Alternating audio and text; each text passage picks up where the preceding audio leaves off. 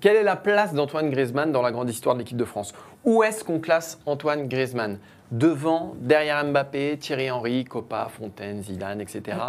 Avec Maxime, voilà, on suit les Bleus depuis des années. La Stream Team est née en 2016, un peu comme Antoine Griezmann avec l'équipe de France. Et on est un peu raccord là-dessus. Maxime, où est-ce qu'on place Antoine Griezmann dans la grande histoire des Bleus? Top 3. Top 3 sur le podium. Zidane, Platini, Platini, Zidane, je vous laisse décider.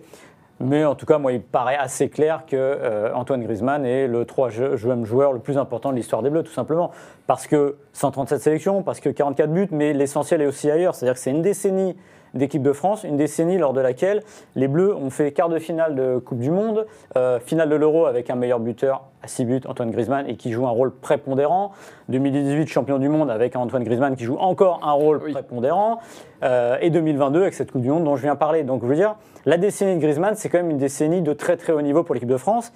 Et pour certains, c'est pas aussi clair que ça, mais si, c'est lui le cerveau, c'est lui le fil conducteur sur le terrain de l'équipe de France. On pourrait dire qu'il est le joueur le plus important de la décennie, oui, mais c'est encore plus que ça, puisque c'est une décennie complètement réussie. Il n'y a pas d'autre décennie aussi réussie. Alors vous allez me dire, 90-2000, oui, là il y a 2 ans qui sont exceptionnels, on va dire, on a 4 ans qui sont fantastiques avec l'équipe de France. Sauf que là, ça s'étire sur 10 ans et on dit ce qu'on veut de l'équipe de France, on en pense ce qu'on veut. Mais le joueur le plus important de cette équipe, c'est Antoine Griezmann. Il a brillé dans un premier temps donc par les stats, 6 buts dans un Euro, c'était plus arrivé depuis Platini en 84 ou en 2009.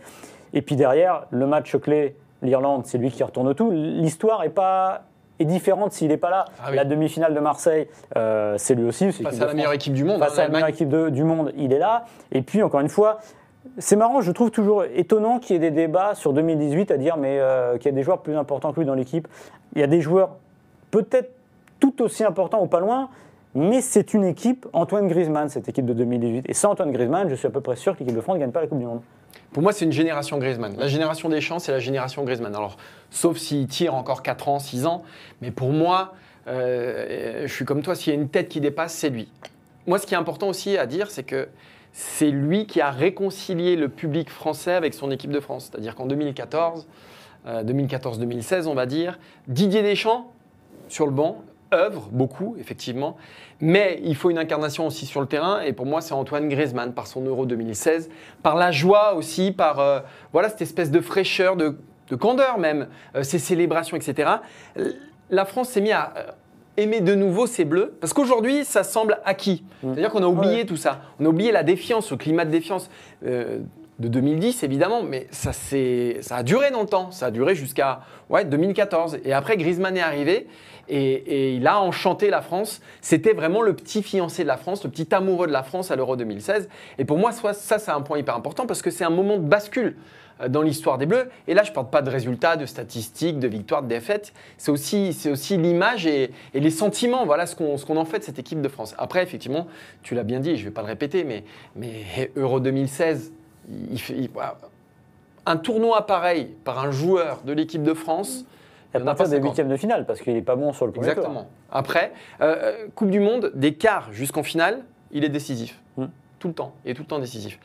À un moment donné, il tire le corner pour Umtiti, il marque contre l'Uruguay, et puis en finale, pareil. C'est l'âme de cette équipe. C'est-à-dire que ce que Deschamps met sur le terrain, c'est pas possible sans un joueur comme ça, une espèce de général discret qui donne le tempo en fait. Et pour moi d'ailleurs, j'ai déjà expliqué ici, mais c'est un grand homme du football français au même titre que… Pour moi, il y a eu l'affiliation Deschamps, Jacquet c'était Deschamps, Deschamps c'est Griezmann. Alors peut-être qu'il sera sélectionneur dans 10 ans. Dans 2 ans. Ou peut-être dans 2 ans, j'espère, pourquoi pas, ce serait sympa. Platini avait démarré vite. Exactement, mais en tout cas, voilà, s'il y a quelqu'un qui incarne son sélectionneur sur le terrain, c'est lui. Donc c'est pas Mbappé, Mbappé c'est autre chose, et Mbappé c'est gigantesque, c'est géant.